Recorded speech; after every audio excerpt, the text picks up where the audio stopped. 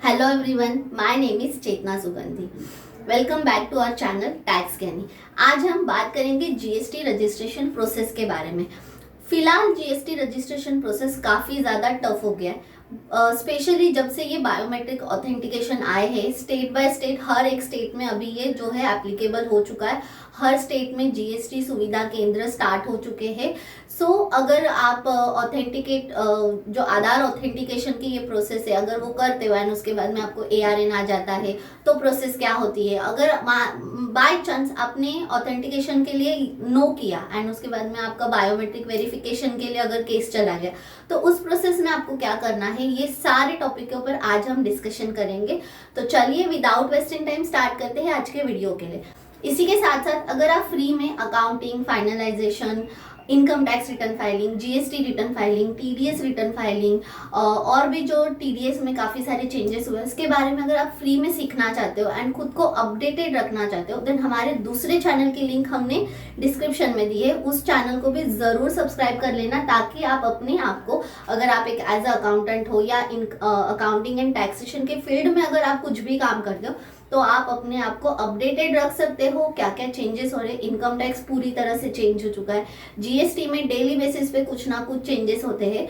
तो अपने आप को अपडेटेड रखना बहुत ज़्यादा ज़रूरी है. ये आपको हेल्प करेगा आपकी अर्निंग बढ़ाने में. एंड अगर आप कहीं पे जॉब करते हो एक एज अ अकाउंटेंट, तो अपने आप को एक लेवल अप लेके जाने में ये बहुत आपको हेल्प करेगा. तो उस चैनल को भी ज़रूर सब्सक्राइब कर लेना. तो चलिए स्टार्ट करते हैं आज के वीडियो के लिए, जो कि है जीएसटी रजिस्ट्रेशन प्रोसेस 2025. ठीक है. अभी जनरली इसके पहले भी मैंने एक वीडियो बनाया था जिसमें कि हमने इस प्रोसेस को थोड़ा सा बोलते ना, इस प्रोसेस के बारे में भी देखा था. एंड ऑल्सो जो दूसरा चैनल है उस पर हमने रजिस्ट्रेशन की जो प्रोसेस है उसके भी अलग अलग केस स्टडी के साथ में मैंने वीडियोस डाले हैं, तो आप वो भी जाके देख सकते हो. हमारे जो भी वीडियोस है कोर्स के रिलेटेड, वो पूरे के पूरे प्रैक्टिकल केस के बेसिस पे है कि कौन से केस में कैसे हमें करना होता है. जस्ट थ्योरेटिकली हम नहीं बता रहे, केस स्टडी के हिसाब से हम आपको उसमें बता रहे हैं. तो उस वीडियो को भी जरूर जाके चेक करें. अब जनरली क्या होता है कि अब जीएसटी रजिस्ट्रेशन की प्रोसेस में फर्स्ट स्टेप होती है आप टीआरएन निकालते हो. ठीक है. टीआरएन आने के बाद में आप पार्ट बी फिल करते हो. ठीक है. अब पार्ट बी फिल होने के बाद में आपको एक क्वेश्चन आता है लास्ट स्टेज पे कि आपको आधार ऑथेंटिकेट करना है क्या. आधार ऑथेंटिकेशन का आपको एक क्वेश्चन आता है. अब यहाँ पे मेन बात आती है. ठीक है. अगर आपने इस प्रोसेस में यस किया तो अलग सिचुएशन है. अगर आपने इस प्रोसेस में नो किया तो अलग सिचुएशन है. हम पहले यस को समझते हैं. मान के चलिए आपने पूरा फॉर्म फिलअप किया, टीआरएन आया, पार्ट बी भी फिल किया, आपको आया आधार ऑथेंटिकेशन, आपने यस क्लिक किया. अब इसमें भी ना दो प्रोसेस हो जाती है. अगर आपने यस किया तो आपके मेल पे एक लिंक आएगी, हाइपर लिंक, उस पर आप क्लिक करोगे. देन आप वहां पे आपका आधार नंबर आप डालते हो. फिर उस आधार नंबर में आपका जो नंबर लिंक है, मोबाइल नंबर, उस पर ओटीपी आता है. फिर आप वो ओटीपी को सबमिट करते हो एंड देन आपको एक मैसेज आता है कि आधार ऑथेंटिकेशन सक्सेसफुली हो चुका है. एंड उसके बाद में आपको ऑलमोस्ट एक 15 मिनट्स या मान के चलिए मैक्सिमम 1 आवर में क्या आता है, एआरएन रिसीव हो जाता है. ठीक है. ये एक केस हो गई, फर्स्ट केस. अब मान के चलिए कभी कभी ऐसे भी होता है, स्पेशली जिस स्टेट में बायोमेट्रिक ऑथेंटिकेशन की प्रोसेस जो है वो एप्लीकेबल हो गई है, वेरिफिकेशन, जिस भी स्टेट में ये वाला ऑप्शन एप्लीकेबल हो चुका है, वहां पे ये सारे केसेस जो है वो बहुत ज्यादा देखने मिल रही है कि आधार ऑथेंटिकेशन यस किया, उसमें लिंक आई, ओटीपी डाला, लेकिन ये जो है वो सक्सेसफुल नहीं हुआ, फेल्ड हो गया, या फिर वो सक्सेसफुल भी हो गया लेकिन फिर भी एआरएन नहीं आया. ये भी केसेस हो रहे हैं. तो अगर ऐसी कोई केस होती है जिसमें कि ऑथेंटिकेशन करने के बाद भी, सक्सेसफुल होने के बाद भी अगर ARN नहीं आया, तो इसका मीनिंग क्या है? इसका मीनिंग ये हो जाता है कि जो केस है वो आपका गया है बायोमेट्रिक वेरिफिकेशन या डॉक्यूमेंट वेरिफिकेशन के लिए। इसका मीनिंग ये है कि आपने ARN में क्या बोलते हैं कि आपने ऑथेंटिकेशन किया लेकिन फिर भी ARN नहीं हुआ, क्योंकि आपके आधार में जो नंबर लिंक है एंड आपके आधार डिटेल्स जो आपने फॉर्म में फिल किए, मे बी वो मिसमैच हो सकते हैं, फोटो मिसमैच हो सकता है, एड्रेस मिसमैच हो सकता है, बहुत सारे उसके रीजंस है एंड उसके लिए आपको जो है वो डॉक्यूमेंट वेरिफिकेशन, फिजिकल वेरिफिकेशन के लिए जाना जरूरी होगा। तो ये होता है एक ऑप्शन। सेकेंड ऑप्शन है कि आपने आधार ऑथेंटिकेशन को नो कर दिया, जहां पे ऑप्शन आता है यस किया तो दो ऑप्शन है, ARN आया, ARN नहीं आया। अगर मान के चलिए आपने क्लिक ही नो किया है तो क्या होगा? अगर आपने नो किया तो फिर आपके पास में biometric verification, biometric and document verification, ये एक ही ऑप्शन बचता है कि जिसमें कि आपको करना है। अब मान के चलिए कि आपने बायोमेट्रिक डॉक्यूमेंट वेरिफिकेशन के लिए आपके पास में एक मेल आया, तो उसके आगे की प्रोसेस क्या होती है? अब बायोमेट्रिक जो वेरिफिकेशन है उसका मीनिंग क्या है? अब अगर बायोमेट्रिक वेरिफिकेशन के लिए आपको मेल आया तो उसमें होता क्या है? जनरली अगर आपने नो क्लिक किया या आपको ARN नहीं आया तो आपको एक मेल पे ना मेल आएगा जिसमें कि लिखा होगा कि आपका जो केस है वो बायोमेट्रिक वेरिफिकेशन या फिजिकल डॉक्यूमेंट वेरिफिकेशन के लिए सिलेक्ट किया है, एंड उस मेल में ना एक लिंक होता है, उस लिंक पे क्लिक करके आपको एक अपॉइंटमेंट बुक करनी है। आपके नियरेस्ट या आपका जो भी GST का लोकेशन होगा उस लोकेशन पे आपको एक अपॉइंटमेंट बुक होगी, जहां पे आपको सारे आपके physically original document, hard copy सब कैरी करना है। आपको मेल आया, मेल पे लिंक हुई, उस लिंक पे क्लिक करना है, आपको अपॉइंटमेंट शेड्यूल करना है एंड उस डेट एंड टाइम पे आपको जो भी लोकेशन, आप जैसे ही अपॉइंटमेंट शेड्यूल करोगे आपको फिर से एक मेल आएगा कि आपको ये वाले लोकेशन पे इतने बजे आना है, कौन से डॉक्यूमेंट लेके। अब जब हम पार्ट B फिल करते हैं तब हम जो डॉक्यूमेंट सबमिट करते हैं, मान के चलिए कि हमने प्राइवेट लिमिटेड कंपनी का किया है तो उसमें एक ऑथोराइज सिग्नेटरी पर्सन होता है, ऑथोराइज रिप्रेजेंटेटिव होता है। तो अगर उसमें तीन डायरेक्टर्स है, ठीक है, तो 3 डायरेक्टर्स के जो भी आपने डॉक्यूमेंट सबमिट किया आपको वो लेना है। उसके बाद में आपको जो भी पर्सन ऑथोराइज सिग्नेटरी पर्सन होगा, जो भी ऑथोराइज रिप्रेजेंटेटिव पर्सन होगा, उस पर्सन के आपको पैन, आधार, फोटो, ये 3 चीजें लेके जानी है। फिर उस पर जो भी आपने प्रिंसिपल प्लेस ऑफ बिजनेस जो होता है उसका इलेक्ट्रिसिटी बिल सबमिट किया तो वो, रेंट एग्रीमेंट है तो वो रजिस्टर्ड होना चाहिए, इस बात का ध्यान रखना है। जो भी स्टैम्प ड्यूटी आती है वो पे होनी चाहिए। अगर आपने प्रॉपर्टी टैक्स रिसिप्ट को सबमिट किया तो वो, अगर आपने वाटर बिल को सबमिट किया है तो वो होगा, या फिर अगर आपने कोई मोबाइल या अदर बिल को सबमिट किया है तो वो सारी चीज जो आप सबमिट करें वो सारी चीज आपको कैरी करना जरूरी है जब भी आप फिजिकल डॉक्यूमेंट वेरिफिकेशन के लिए जाओगे। इसके रिलेटेड ऑलरेडी पोर्टल पे न्यूज एंड अपडेट के सेक्शन में एडवाइजरी आ गई है। झारखंड एंड अंडमान निकोबार में भी हो गया है, उसके बाद में अभी रिसेंटली महाराष्ट्र एंड लक्षद्वीप में भी इसे जो है एप्लीकेबल कर दिया है। अब इसके लिए ना जो एडवाइजरी है वो 12 फेब को ही आई थी कि जो चेंजेस करना था रूल 8 ऑफ GST एक्ट उसमें कर दिए हैं एंड उसमें सब कुछ हमें प्रोसेस बता दिए कि अगर applicant not opting for Aadhaar authentication, उन्हें जैसे मैंने बताया अगर आप नो करते हो तो आपको GSK मीन्स GST सुविधा केंद्र के जो भी आपका लोकेशन होगा वहां पे सारे डिटेल्स एंड रिक्वायर्ड डॉक्यूमेंट्स लेके आपको जाना है। You can schedule appointment via link in the email, appointment confirmation will follow follow through the mail. जैसे ही आप लिंक पे शेड्यूल करते हो उसके बाद आपको एक मेल आता है जिसमें कि कंफर्मेशन होता है एंड जो एड्रेस है वो दिया जाता है।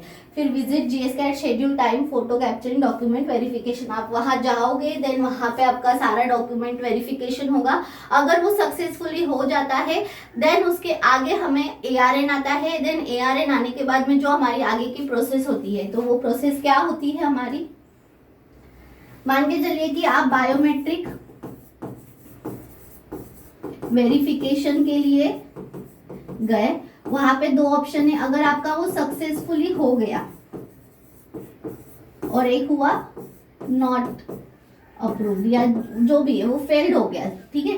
सक्सेसफुली हुआ तो इसके बाद आपको ARN आएगा एंड ARN आने के बाद में उसे हमें रोज ट्रैक करना है स्टेटस। अगर कुछ क्वेरीज है ऑफिसर को उसके बाद में, तो हमें क्या आता है, क्लैरिफिकेशन। अब ये भी आने के लिए ऑलमोस्ट 11 डेज तो लगते हैं। फिलहाल कई केसों में देखा गया कि अगर पूरा सारा डॉक्यूमेंट्स सारी डिटेल्स परफेक्ट है तो ये जल्दी आ जाता है। अगर कुछ डाउट से कुछ है तो उसमें क्लैरिफिकेशन आता है एंड अगर उसका आपने रिप्लाई कर दिया देन उसके ऊपर डिपेंड है एक्सेप्ट होगा कि रिजेक्ट होगा। एंड अगर वो सक्सेसफुली नहीं हुआ, आपका बायोमेट्रिक वेरिफिकेशन ही फेल्ड हो गया, तो फिर आपको अगेन पूरा फिर से स्क्रैच से स्टार्ट करना है। कहाँ से, जहां से हमने TRN जनरेट किया था, तो आपको पूरा फ्रेश GST रजिस्ट्रेशन करना पड़ेगा। तो यही सब इस नोटिफिकेशन में बताया है। अगर आप चाहते हो तो आप रीड भी कर सकते हो। Applicant opting for Aadhaar authentication and application identified for biometric authentication, जो हमने सेकेंड केस देखा था कि आपको ऑथेंटिकेशन में आपने यस किया, एक केस होता है सक्सेसफुली होने के बाद आपको ARN आ जाता है, दूसरा केस होता है सक्सेसफुली हो गया आपका ऑथेंटिकेशन, OTP डाल दिया, सब हो गया, लेकिन आपका ARN नहीं आया। तो उसका मतलब ये है कि आपका जो है वो बायोमेट्रिक ऑथेंटिकेशन के लिए आपका जो एप्लीकेशन है उसको सिलेक्ट किया है, ठीक है। हमने फर्स्ट केस देखी थी कि आपने अगर नो किया तो आपको डायरेक्टली GSK में जाना है, GST सुविधा केंद्र में। सेकेंड ऑप्शन है जो हमने देखा था कि आपने यस किया, ARN आ गई, यस किया लेकिन ARN नहीं आया, तो वो केस है, ठीक है। एंड थर्ड है non generation of application reference number, जो कि हमने देखा था कि आपने यस किया बट ARN नहीं आया था। तो ये सारी केसेस में आपके जो पॉसिबिलिटीज है बायोमेट्रिक ऑथेंटिकेशन की या बायोमेट्रिक वेरिफिकेशन की वो हो जाती है। तो इस तरह से जो अभी हमारा 2025 है, 2025 में जो GST रजिस्ट्रेशन की प्रोसेस है वो काफ़ी ज़्यादा पूरी तरह से चेंज हो चुकी है।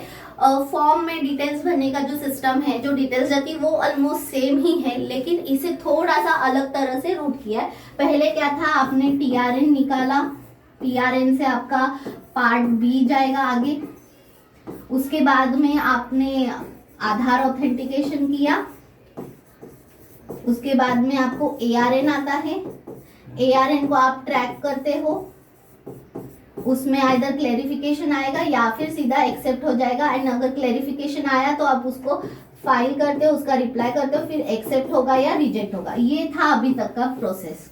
बट अभी क्या किया है, TRN, पार्ट B, आधार ऑथेंटिकेशन, बायोमेट्रिक एक ऐड कर दिया है एंड उसके बाद आपका ARN आएगा एंड फिर अगेन सेम प्रोसेस। तो थोड़ी लेंदी प्रोसेस कर दी है।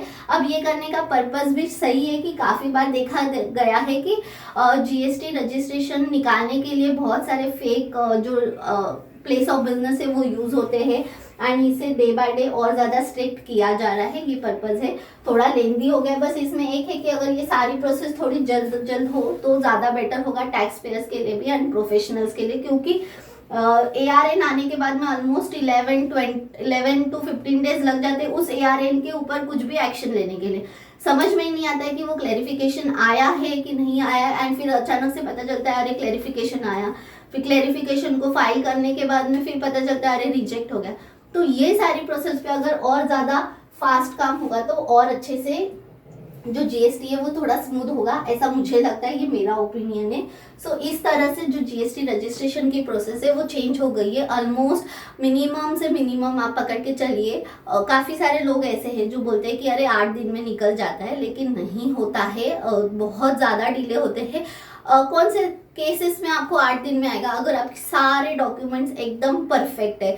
मीन्स आपका ओन्ड प्रीमाइसेस है, उसका इलेक्ट्रिसिटी बिल का एड्रेस एंड आपका जो प्लेस ऑफ बिजनेस आपने डाला है वो एग्जैक्ट मैच कर रहा है। तो स्पेशली प्रॉब्लम्स वहीं पे आती है अगर आपका एड्रेस में कुछ भी अगर मिसमैच हो तो जो रजिस्ट्रेशन की प्रोसेस है वो बहुत ज़्यादा डिले हो जाती है।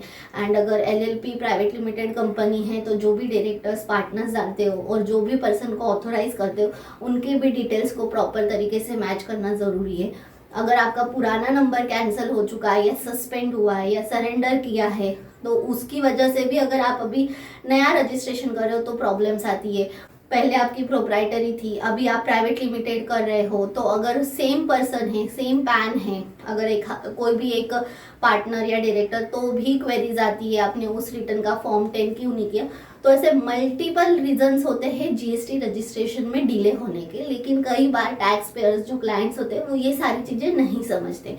तो इन बातों को भी कंसिडर करना मुझे ऐसे लगता है बहुत ज़्यादा ज़रूरी है। एंड उसी के हिसाब से जो भी प्रोफेशनल्स है वो अपने क्लाइंट्स को कमिट करे।